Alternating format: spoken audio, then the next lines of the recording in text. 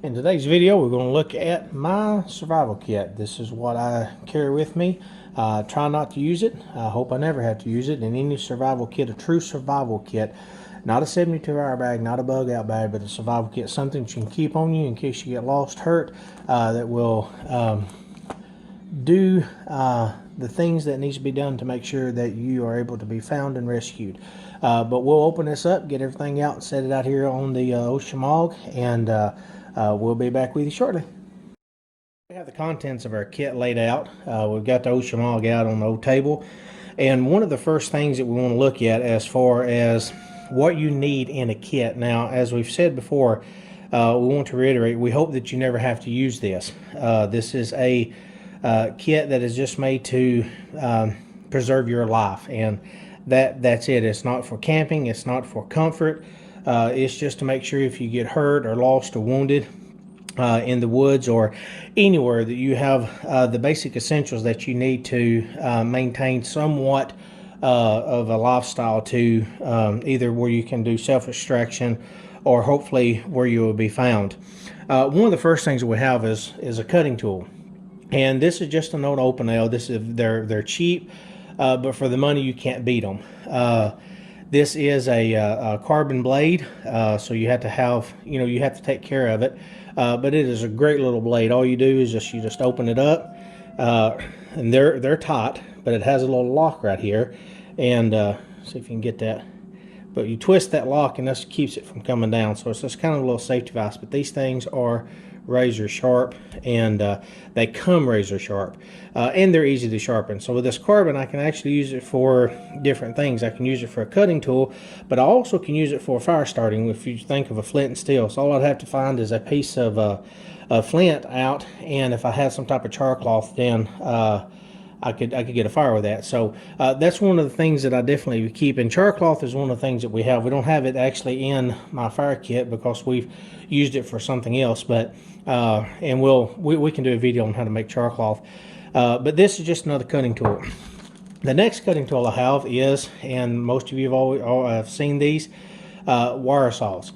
Like this right here, they're worthless. They're absolutely worthless. They bind up, they break, they're terrible. But one of the things that you can do with this is you can make a bowl saw out of it, and we'll definitely do a video on how to make a bowl saw out of this, and show you how much better it is to use as a bow saw as it is just this right here. But these are the main two types of cutting tools that we have in the kit. Now on me, I'm always going to carry a knife. If I'm going out in the woods, if I'm carrying a folder, there are two that I carry. I have a Benchmade Super Freak, highly recommend them, and then have a Spyderco Manix 2XL. I personally, I couldn't choose between one or the other. I guess if I had to, I would use the Benchmade, but they're, for a folding knife, they are excellent, and I highly recommend either one of them. One is S30V steel, the other is M4 steel, and you can tell I've been using this. I beat these things. I baton with them. You can say, well, you shouldn't baton with that. I'm not going to have a knife in the woods that I can't use, and I trust both of these to do what I need to do with them. And of course, I always have my neck knife with me. This is a Tom's, and it's an MSK 2.5. I don't even know if you can get these anymore. It come in one of the subscription survival boxes that we used to get, and I absolutely love this thing. The main reason I got the box just was for this knife, so it's a great knife. But there's other options out there too. Here's another neck knife that I use sometimes. I always keep several cutting tools. This is an Ontario knife, Rat 3, and very good knife. I've used that thing, and one of the things with a good cutting tool, if you're going to carry something, you either want something that you're very confident in, but I would recommend a full Tang knife. And as you can tell, this has a full Tang, and so this is carried on me. This is not in my kit. This is always on me. I've always have a knife if I'm going out in the woods. Here's just a Mora Bushcraft knife with a little fire steel. Great knives. The only thing, this one's not full Tang, but they are super tough, and they're easily sharp, keep a good edge. And then if I really want to go do something, I'll use this one. Don't know what it is. This was made by me and another friend. We got into knife making, and but I've chopped pallets of this thing just to prove how tough it is. It's an amazing, it's a real thick blade, but you want a good cutting tool. Now, for a survival situation, something like this here will be perfectly fine, or a good pocket knife. But I would recommend having a, if you're going out hiking or doing something like that, get you something that you can use to baton wood, because more than likely you'll have to do that. Most survival situations, you're not going to find the prime condition, so you want something that you can actually baton with. And you, I'm not going to say you can with this, but if you're careful, you can do small wood with it. But for the sake of building a fire in a downpour, it's not going to do you a whole lot of good. The next thing that we have in our kit is coverage, and you want to make sure that you got some type of coverage. As you remember, the rule of 3 when it comes to survivability is you got 3 minutes without oxygen, 3 hours without shelter, 3 days without water, and 3 weeks without food. So it's very important that you have some type of shelter. I've got 2 things in here in this kit that I use for shelter. One is a Mylar bag. It's a emergency blanket. Honestly, these things, they're, I ain't gonna say they're worthless, but they're almost. But I'd rather have this as I had nothing. Now I could take this and take some material that I find in the woods or anywhere else, whether it's an urban setting or an outdoor setting. It really doesn't matter. But if you have body heat, if you've been walking, if you've been working, you've been exerting, then these do good to radiate back your heat, but they only do 80 to 90%, and your body only releases about 50% of radiation when it comes to heat. So they do help in that manner, but they reflect heat, and that was the good thing. They reflect radiant heat. So if you have a fire, or if you have something, you can set it with as in a lean-to style. It really works well for that. But I would always add to my shelter. This is just a start. Now, it doesn't have any holes, it don't have any tie-outs, and one of the things that we're going to do is show you how to build a shelter with this without putting a hole in it, because if you ever put a hole in it, it'll rip and it'll tear. Now, they make some that are a little better quality. They're more heavy duty. You'll pay a little more for them, but I just have this one because I've got a bunch of them in there. So a Mylar blanket. Here we have a trash bag. Now this trash bag has multiple purposes. I can use it for a shelter. I can cut it in half to make a bigger area, more like more of a covering.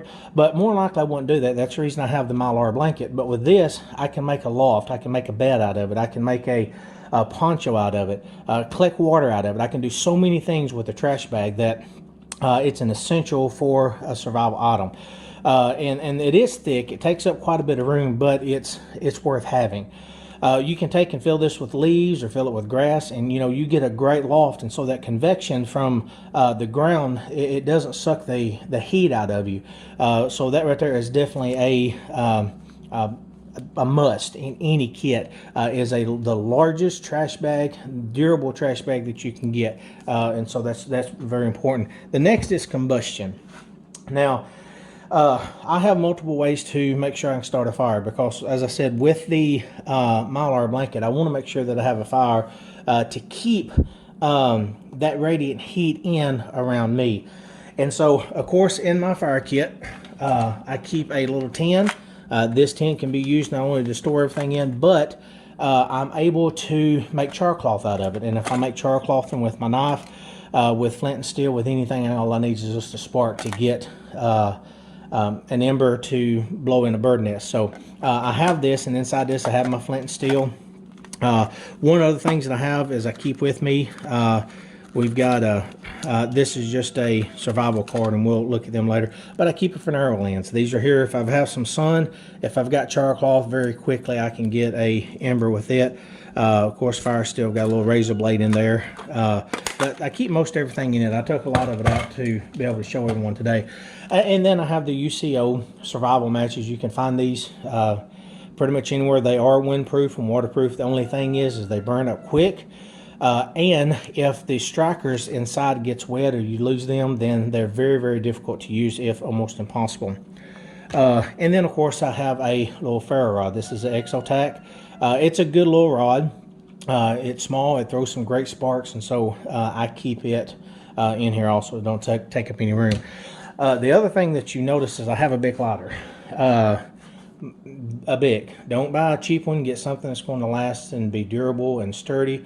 These things are great. If for some reason that you do run out of fuel, if you still have flint, you can take this cap right here off, and of course you've got your sparker. Like I said, if you've got char cloth, and one of the other materials that we have that you see on the table, we'll talk about here in a minute, is can be used with just the spark. So, but I'm definitely going to have a lighter. This is the first thing I'm going to go to. The other thing I keep in my kit, especially for fire, is a bellow. It's just it just folds out. See if I can get that in there, and it helps not to have to get down into fire to be able to blow it into fire. It's got to have oxygen, so keep that. It don't take up any room, and it's amazing. You don't use nowhere near the breath or the energy with something like that. Now, with fire, you have to have some type of combustion, but with combustion, you want something that you know will be able to start a fire. One of the things that I keep in this kit these are just they're little cotton rounds soaked, impregnated with wax and some type of accelerant. These actually come from Dave Canterbury's store, Wilderness. My mind just went blank. Pathfinder School, Pathfinder store, and these are excellent. They work. You can tell I've done ripped a little piece off here, but I've got probably 1, 2, 3, 4, 5. I've got at least 5 or 6 fires just in one cube. So, you know, I've got several fires in this right here. It's going to burn a long time. It's going to, it's waterproof. It'll take a spark easily from anything that I have. I can get this started and get marginal tinder going. So, not only do I have combustion, but I have make sure I've got something that's called Surefire. And one of the videos that we'll do later is how to make some Surefire at home. It saves you a lot of money. And in my opinion, they work as good, if not better, than some of the ones you can buy. Now, there's some that you buy that are superior and they're great, and I wouldn't knock them in any way. The next is a container. Of course, I can't carry a big container in that, so I have a little 1 liter bag. You can buy these on Amazon or different places. You just roll it out, fill it up with water, and fold it over and take these ties to keep it secure. And this is a good little bag. One reason I like a liter bag like this is because I have in there with me Aquamirror tablets, and I can drop one of these tablets in. Each tablet is for a liter of water, and let it set. And you know, some people say it's good after 30 minutes, some say 4 hours. I'd let it set as long as I possibly could, but these are great little tablets, and they don't make dirty, nasty water taste good. It just makes it safe. So, but we have something else here. Speaking of water, one thing I keep in just as much as I do a trash bag is a cotton bandana. Now, as I said, talking about char cloth, you've got to have 100% cotton to make char cloth in a tin. So, this has multiple purposes. It's I can use it for first aid. I can use it for a covering for my mouth if I'm in a situation where I don't want to breathe in maybe smoke or something of that nature. I can use it for a sling. I can use it for hygiene. I can also use it for water for purification. So I can take and filter some of the water out of that I'm getting into my bag and keep out the biggest particles and participants from getting into a bag just by using this. So a cotton bandana, this is a big one. It's thick. It actually has different types of wild edibles on it. So not only is it beneficial, but it has something that helps me to learn. And education is, you know, what you can keep in your mind weighs nothing, and it's invaluable. So, you know, a bandana, cotton bandana, 100% cotton bandana is a must. Next is quarters. My quarters kind of unrolled on me when I got it out of my pack, but this is just a top of I think it actually is a I don't know what kind of line it is, but it's just a regular line. Probably come from Atwood rope, something of that nature, like some micro cord or nano cord. It's got a very high tensile strength, but I've got it in here because I've got other things, but I would keep paracord or bank line.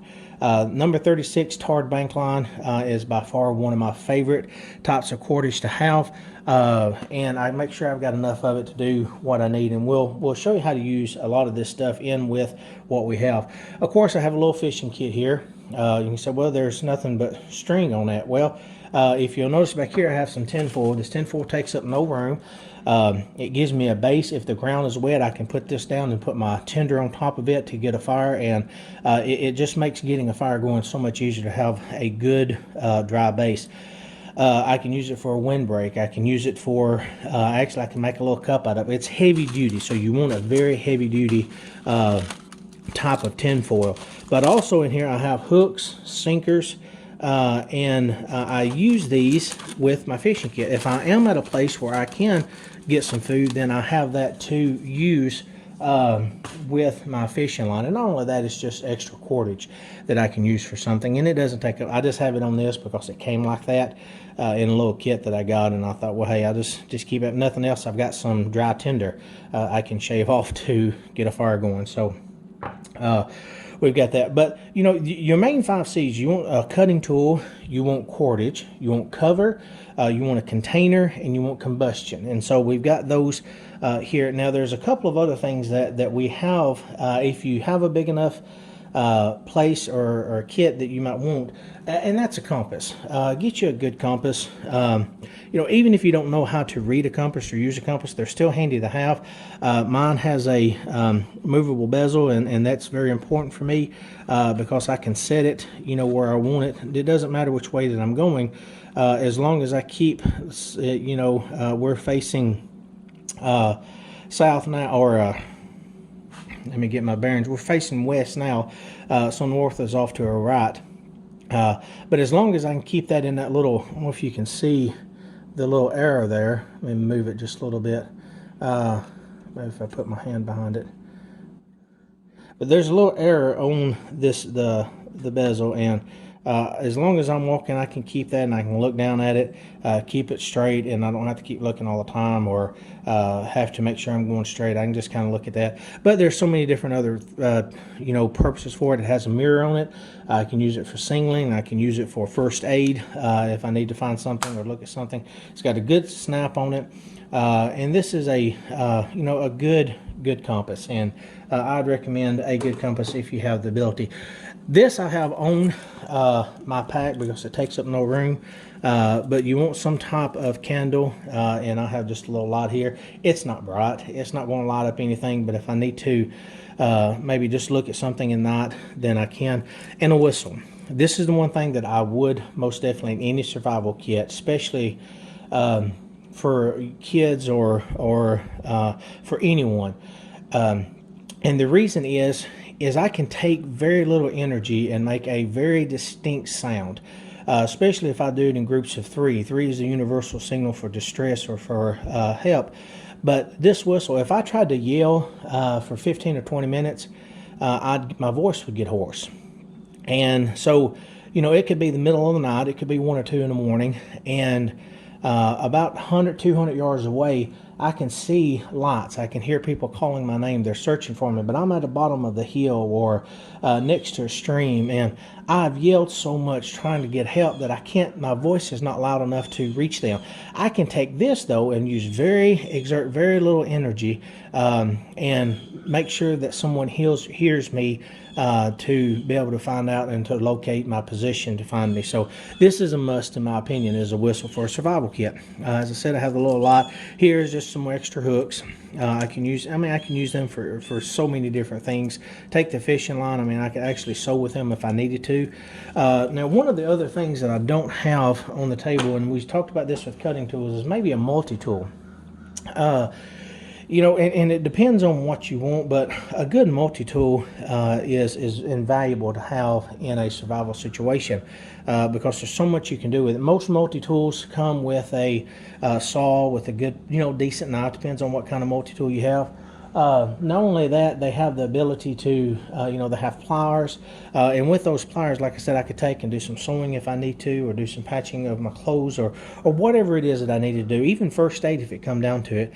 And they have a file so I could keep my cutting tool sharp. So there's a lot of different things that you can do with a multi-tool. But one of the last things I haven't mentioned, and this is duct tape. I have orange duct tape. Remember, this is a survival situation. With the bandana, I don't have an orange one, but I would recommend an orange one for survival purposes because it can be seen very easily.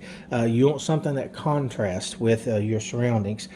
This I use just because I like it. It's a good one, but I have orange duct tape, and I get a good duct tape. I can use this for first aid, for patching in case I get a hole in my Mylar blanket. It's not going to do a whole lot, but it would help, or in my sleeping, or in my trash bag. It also is combustible. I can, make a bird nest out of this. It's not one of the best things, but it does work. But like I said, I can use it for first aid. If I get cut, I can use it for a band-aid. There's so many uses for duct tape that, it takes up a little room. I can mash it down if I need to. And it has, as you can tell, you can see the cardboard and where it's been mashed. But it's just a good thing to have. So this is what this is my survival kit. This is one of the kits that I use when I teach. This is one of the kits that I help people to build, and I like it. And one of the things we want to do is we'll show you how to use most everything in here, and the purpose of it in later videos. And but one of the things we're going to try to do is we're going to try to go out and just use this kit and use everything in it, set it up, make a video of how that everything can be done and used. I'm not going to stay for 3 days, but at least we can show you, how that you could set it up and how to use it. And we'll do a lot of this individually, but especially with the Mylar blanket, especially with the bow saw. With the saw, we'll do that. Surefire, we'll make some videos on it, but we look forward to coming back to you, and thank you for watching. Hope you have a wonderful and blessed day. Thank you so much. This is Wilderness Survival Simplified, and we'll see you next video.